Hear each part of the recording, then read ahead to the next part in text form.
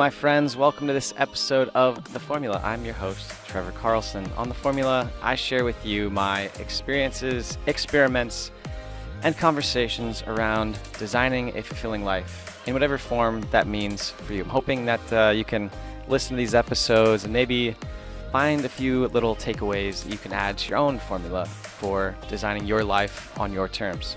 So a few years ago, I'd been taking salsa lessons, and I wasn't good by any means, but I was really enjoyed dancing, really enjoyed the social aspect of it, and found myself continually drawn to those types of environments. Now, as I started dating someone at that point in time, and they brought me to my first Lindy Hop event. Now, I was instantly hooked. The music was some of my favorites. They were playing jazz music, they were playing like Elvis, they were playing all these awesome old school songs, and I just loved it. So this week, I'm bringing you something special to me. I'm going to be bringing you a 3-part series on my lessons that I've learned from dancing Lindy Hop. Now, my disclaimer is I am not a good dancer. I am an amateur, I'm a beginner. I'm still learning, I'm working at it, but I feel like that being involved in the community and dancing Lindy Hop has had a positive impact overall on my life, so I'd like to share some of those lessons and experiences with you. Part 1 is going to be a little teaser to give you just an intro to Lindy Hop, what it is and where it came from. Been able to apply to other areas of my life, how it's really impacted more than just my mad dance skills on the dance floor. So that's part 1. Part 2 is going to be with Anastasia, one half of the Groovy Cats. Her and her partner Vlad were my first Lindy Hop instructors in Prague in the Czech Republic. I learned all about, bouncing and the footwork from those two. Plus, they are just so much fun to dance with. I had a lot of fun learning from them. Unfortunately, Vlad was not able to make the interview, but you're going to really enjoy the conversation that Anna and I get to have on Lindy Hop. Part 3 is going to be with Amelia. She's I'm butchering her name. She's French, and I struggle with the French accent, so I apologize. She's one of the founders of Jazzy Feet and the founder of Swivel Shoes. So if you're a woman who's been swing dancing in any part of the world, you've definitely heard of her dance shoes before. So her and her partner Christoph were instructors for one of my first Lindy Hop festivals that I ever went to, Meowvember Swing Fever in Bucharest, which was hosted by some of the most hospitable people I have ever met. I've danced with friends I made at this event all over the world. So I'm really grateful for the opportunity I had to learn from her and Christoph, and I'm excited to share this conversation with you. Before we get started on this 3-part series, let's hear a quick word about our sponsors. Then let's hop right in. All right. I will try not to make any more hopping jokes.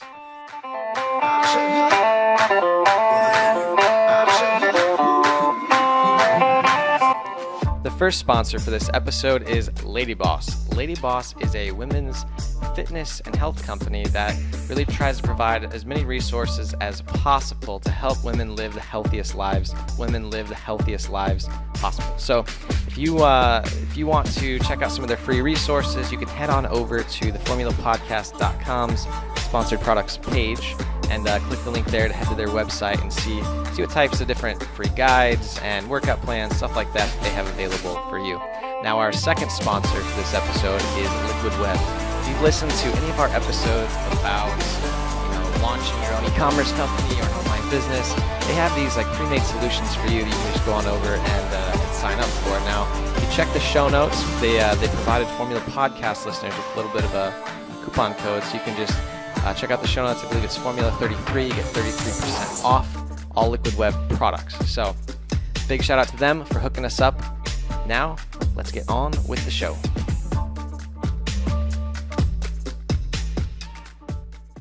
The Lindy Hop is an American dance which was born in Harlem, New York City around 1928. Lindy Hop is considered a member of the swing dance community and is regularly described as a jazz dance because of its improvisational and social nature. And I have to say that those two aspects of Lindy Hop are the ones that keep me coming back over and over again, because with improv, every time you dance with someone or dance with a new person, it's never going to be the same because you're constantly playing off of each other's movements. You're always taking it, one step in one direction or another step in another direction, adding your own flair as you go based on the music you hear and whatever kind of pops into your head. And on the social side of things, the culture is very open, very friendly. You can go to one of these dance nights and you can dance with every single person there, and it's no stress, no pressure. So I think that is one of the reasons why it's seen the popularity and rise that it has here recently in these Lindy Hop exchanges and global communities popping up. I'm going to try to describe the dance the best way I can now, which is essentially you can be in either an open or closed position. In the open position, the two dancers are facing each other, generally holding each other's hands, connected hand to hand, and following either a 6-step or 8-step count. Now in the closed position, lead and the follows are almost standing shoulder to shoulder, and the lead has his hand on the follow's back, and then they're holding hands out in front of each other, also following either a 6-step or 8-step count depending on the beat. I'm not going to go too far into what the actual dancing movements are. I'm not going to try to give you a tutorial on how to dance Lindy Hop. If you want to do that, just go on YouTube and look up like beginner steps. So I just want to give you a general idea of what it looked like and the background. Now let's move on to the lessons I've learned from dancing Lindy Hop in countries and yes, somehow, after all that, I still am a beginner. But that's not what this episode is about. It's about why I choose to dance and why I continue to do so. I really chose to get started because I really wanted a social hobby where I could meet interesting people. And I've learned quite a few interesting things, especially from Lindy Hop and swing dance. So first of all, people who dance Lindy Hop and swing are just frankly awesome people. Hands down, some of the coolest, kindest people I've ever met. The culture of the swing dancing community is welcoming, to say the least. If you just want to hang out with cool people with great vibes, swing dancing, specifically Lindy Hop, is the way to go. I don't know what it is about the people who participate in this form of dance, or just in swing dance in general, but it's a unique breed of people that brings out the best in them. So second, I've noticed that dancing boosts my mood. There is almost never a morning where I wake up and I don't have a smile on my face after an evening of swing dancing. I feel fantastic, and it makes my overall mood even better as I go about my day.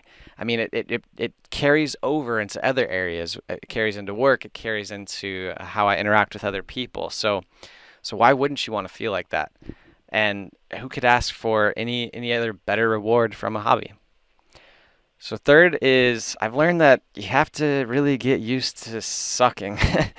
It's a great lesson in humility, knowing that you are bad and still putting yourself out there over and over and over again has been a great help for me in this area, but also in the rest of my life. It's taught me to focus on the process of practice and repetition, and hoping that the end goal will eventually be an amazing performance.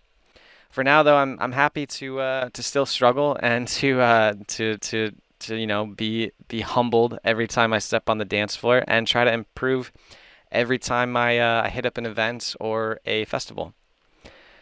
So number 4 is, practice can be fun. Practicing a skill doesn't have to be torture, and if you can have fun while doing it, makes it even better. We seem to really glorify the grind, grinding it out, torturing ourselves while practicing our craft. Is that really necessary? Sometimes maybe, if you have deadlines and whatnot, but what if we just made it a bit more fun, a bit more like an improv dance, maybe? Wouldn't that make it easier to practice? Less grind, more fun. I kind of like the sound of that too. So number 5 is my 5th lesson that I've learned from dancing swing is, kindness is contagious. When you attend a swing dance event, you find that most people there are just really, really kind. They usually, it's contagious. As the evening goes on, you'll find yourself also pulling out strangers to dance with you as well. It just goes to show that when you show kindness, it spreads.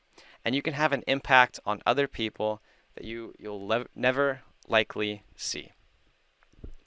Let's redo that last sentence. And you can have an impact on people that you will never likely see. So the last lesson that I've learned since I started dancing Lindy Hop is that dance is a global language. There are many times where I've asked someone to dance where I actually didn't speak more than maybe 2 words of their language. They understood what I was asking though, and though I'm not the best leader on the dance floor yet, we were able to dance together. It's an amazing feeling when you and the other person can't really understand what you're saying to each other, but you know the same dance style, the same dance moves, and it's easy to really play off each other and have fun even though you can't have a conversation.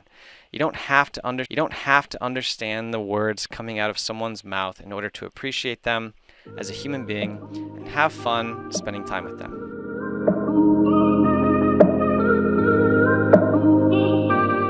Alright, that is a wrap for the background on Lindy Hop, a little preview to the other 2 conversations we're going to be releasing this week, and my own lessons that I've learned from dancing Lindy Hop. Hopefully I encouraged you to go check out maybe some local dance clubs or lessons near you, and just go have some fun, man. Just people worry too much about how they look on the dance floor. I know, like I look like a fool half the time, I'm sure, but that's the fun of it, is just kind of letting go of the perceptions of other people and just getting out there and having a good time. So that's a wrap for this week's show. If you have a few extra minutes, head on over to iTunes, Stitcher, whatever podcast app you're listening to. Let us know what you think of the show. Leave us a little review. We greatly appreciate it, and I look forward to sharing part 2 with Anna from the Groovy Cats and part 3 with Amelia from the Jazzy Feet here this week. Ciao, guys.